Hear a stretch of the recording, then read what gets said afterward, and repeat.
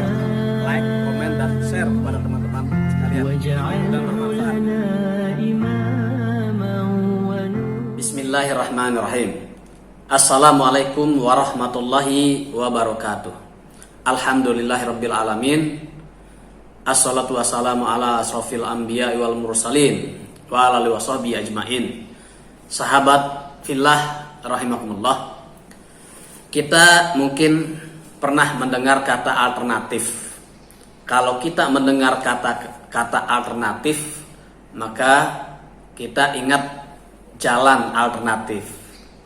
Kalau ada jalan alternatif, berarti ada jalan utama. Jalan utama adalah jalan yang memang biasa dilalui, biasa dijalani, jalan utama.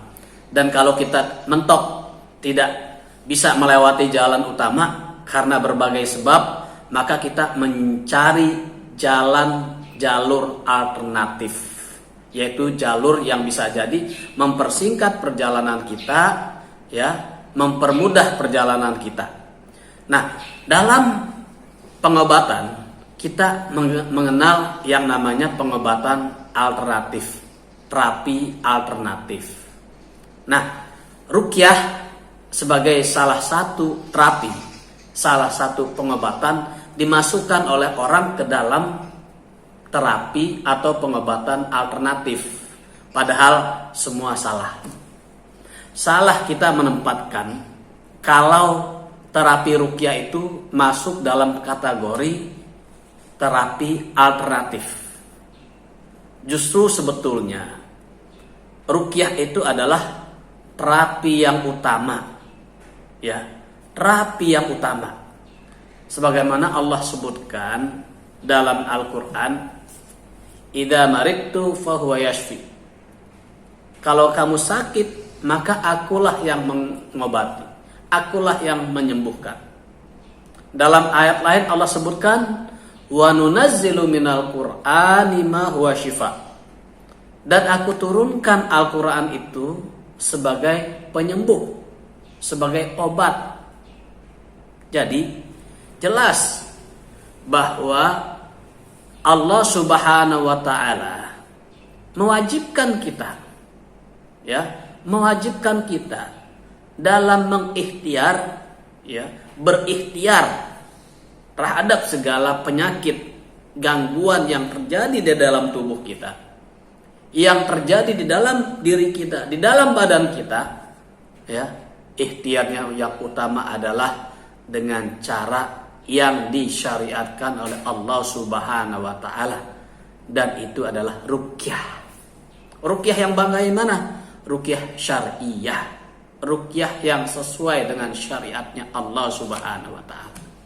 Maka saya sangat tidak setuju kalau ruqyah dijadikan sebagai terapi alternatif, sebagai pengobatan alternatif. Justru sebaliknya, jadikan ruqyah sebagai terapi yang utama. Kenapa? Dengan kita meruqyah, kita bisa tahu bahwa permasalahan kita ini, bahwa penyakit kita ini masuk dalam kategori medis atau non medis. Jangan ujuk-ujuk, ya, ujuk-ujuk. Apa maksudnya ujuk-ujuk? Datang-datang tiba-tiba, ya, tiba-tiba kita sakit langsung ke dokter, langsung ke rumah sakit. Apalagi kalau sampai di rumah sakit dilakukan tindakan medis, ya, yang kita harus dioperasi, diangkat rahimnya, diangkat payudaranya, yang bisa jadi sebetulnya itu bukan penyakit medis, itu bisa jadi penyakit non medis. Maka agar amannya kita, lakukan dulu ruqyah syar'iyah, ya, agar kita tahu ini masuk kategori medis atau non medis. Kalau kita sudah tahu ini masuk kategori medis atau non medis, kita bisa melakukan secara totalitas ruqyah syar'iyah, atau kita kombinasikan ruqyah syariah dengan pengobatan medis atau ruqyah syariah dengan pengobatan lainnya. Jadi kesimpulannya bahwa ruqyah syariah adalah pengobatan yang utama yang diamanahkan, yang dianjurkan oleh Allah Subhanahu wa taala.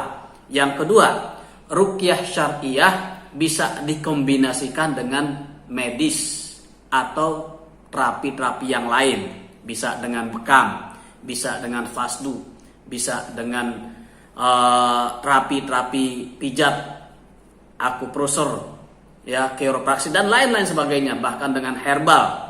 Ruqyah tetap menjadi yang utama dan bisa dikombinasikan dengan pengobatan-pengobatan yang lain. Ini sekelumit tentang bahwa ruqyah syariah itu bukan pengobatan alternatif, tapi itu adalah pengobatan yang utama. Mudah-mudahan bermanfaat. Aku qouli hadza, Assalamualaikum warahmatullahi wabarakatuh.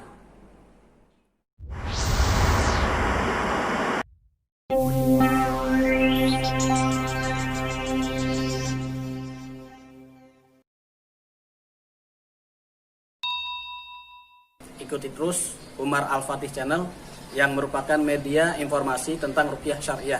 Saya akan berbagi tentang ilmu ruqyah dan juga pengalaman-pengalaman saya selama meruqyah, baik itu testimoni, contoh-contoh dalam meruqyah dan berbagai hal yang saya akan bagikan oleh